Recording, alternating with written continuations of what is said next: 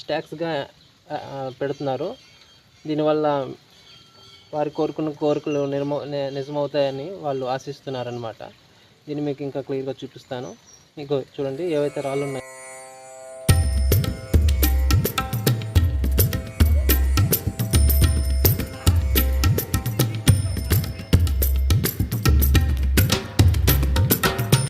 నేను ఈ ఆలయానికి విజయనగరం నుంచి జస్ట్ 6 కిలోమీటర్ల దూరంలో నెల్లిమర్ల వైపు ఉన్న రోడ్డుని పట్టుకొని వచ్చానండి. చాలా ఈజీ. విజయనగరం నుంచి అయితే రావడం ఇక్కడికి చాలా ఈజీ అనమాట. నిర్వాహకులు ఈ ప్రదేశాన్ని చాలా అందంగా, చాలా క్లీన్ అండ్ గ్రీన్గా నిర్వహిస్తున్నారండి.